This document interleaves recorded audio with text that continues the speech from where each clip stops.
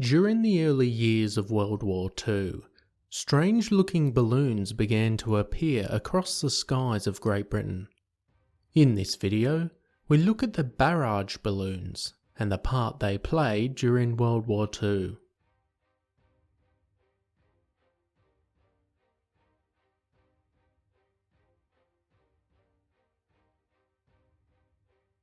In the First World War, the use of aircraft became an integral part of the military operations for both the Axis and the Allies.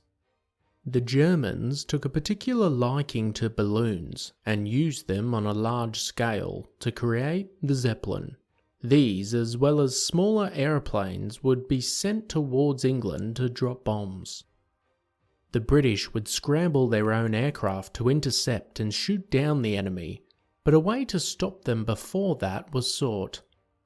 The use of barrage balloons was devised.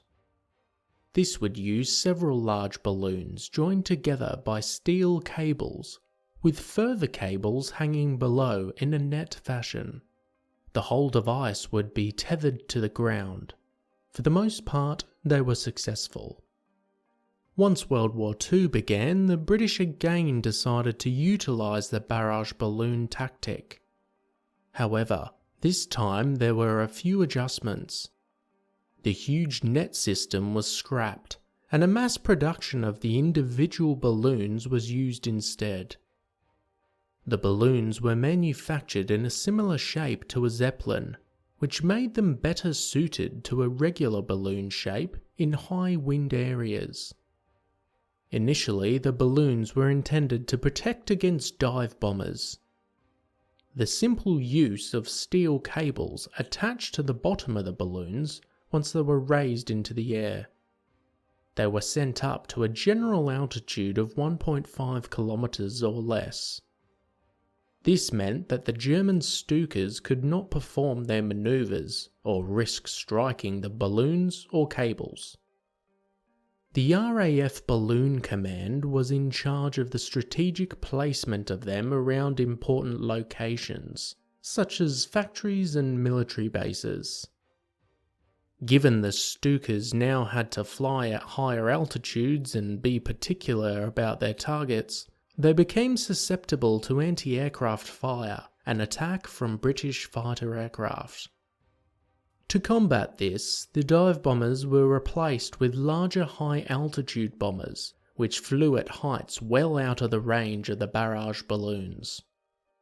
Nonetheless, they were still used and variants were produced. One such variant caused the cable to break off at both ends with an explosive charge if a plane hit the cable. A small parachute was attached to each end, which caused the plane to lose speed and altitude. The barrage balloon's main success would come against the V-1 rockets. Thousands of these V-1 flying bombs were sent to Britain from mainland Europe. In the vicinity of 250 of these V-1s were brought down by the barrage balloons.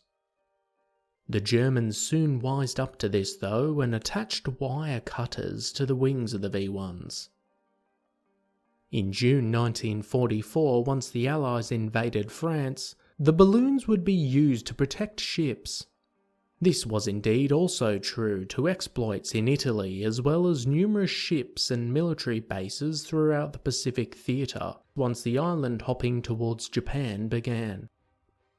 All in all, the barrage balloons were mostly used as a deterrent to lower-flying enemy aircraft. But given so many high-altitude bombers were used throughout the war, the balloon's success could be deemed as questionable.